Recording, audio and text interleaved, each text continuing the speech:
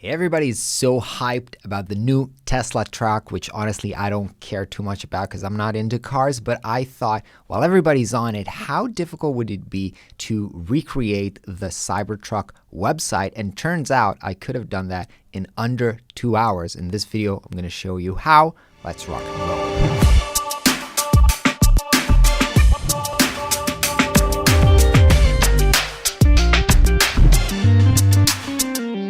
Hey everybody, what's up and welcome to another Webflow Weekly. I don't know if to call this Webflow Weekly. I'm not sure. I'm doing these every week. However, this week I wanted to jump on the Tesla hype and try to rebuild the Tesla website. Basically, let's dive into it. This is the Cybertruck website, Cybertruck. I don't know why I'm saying trunk.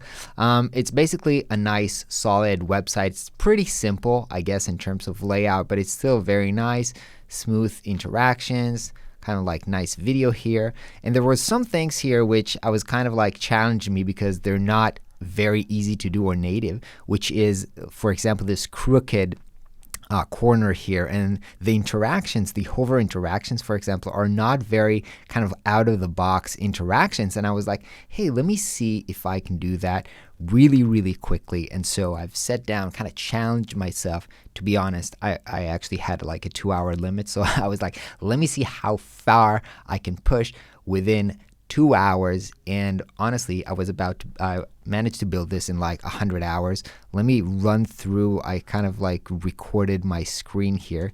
So let me jump through this and show you. So basically, this is the whole rebuild. Basically, you can see 1 hour and 40 minutes and basically blah, blah, blah, blah, blah, blah, blah, very quickly.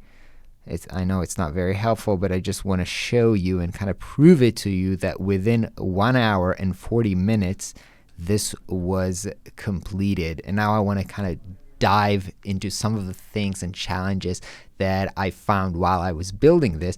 By the way, I did record this whole build as a tutorial, which I'll add to the Webflow Masterclass. If you are a student, you get access. But I think maybe I'll link to this tutorial for the next few days. You'll be able to watch it as well if you want to see step by step how I did this. But in this video, I'm just going to do kind of a quick overview of those challenges. So first thing that I want to show you is this corner. So right in Webflow, I have this button here and I do have round corners, but those are round corners. This effect of kind of cut corner is not a very out of the box CSS effect. So initially I didn't know how to do this. So what do you do when you don't know how to do something? You ask Uncle Google, obviously. So what I did was basically Google cut corners CSS or something like that. And basically, the first one is Stack Overflow, which is, oriented for developers. So CSS trick, that looks pretty nice. I've opened up this window, and basically it kind of explained pretty simply the logic of how this goes. You can use something that's called clip path with CSS. So by just adding this simple CSS, custom CSS code, I can actually achieve this. And basically, they showed how to create the whole corners, 4 corners, but I only needed to, get 1 corner cropped. So basically, I took this code, pasted it here, and adjusted it, and it was pretty easy. Even though I'm not, like a super developer, they did leave comments here, like top left, top right. So it was pretty easy to manipulate this code, even though I'm not like a full-on developer. And basically, pasted it here, and while you can't see the preview here inside of custom code right inside of Webflow, when I go into publish and I click outside, you can see that the effect works pretty closely to how the original one looks. So this was pretty easy to do. Now, the second thing that I've mentioned before is that the hover interactions are not kind of out of the box. You get like this kind of a blinking effect before the button changes its color. So usually when you do kind of hover effects of buttons in Webflow, you use this kind of a drop down where you can change the hover state and then you can change some parameters. But because this is a little bit more complex interaction, I actually had to create like a full-on interaction here. So basically, you can see that I have on this button, I have a mouse hover interaction, which is called CTA hover blink. And basically, what we have here is the way that this button actually works with this custom CSS is that we have kind of two divs that are, it's basically we have kind of a white rectangular, and inside of it we have a black rectangular to create the effect of an outline, just so the crooked corner would work.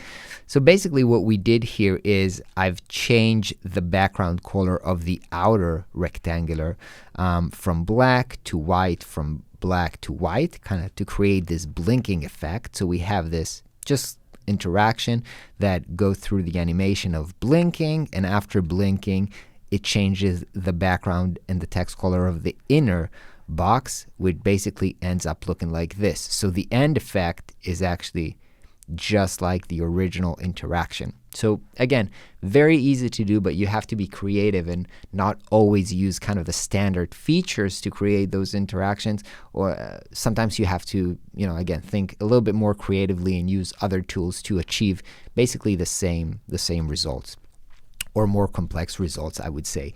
We actually had, now the rest of the page, again, rather simple.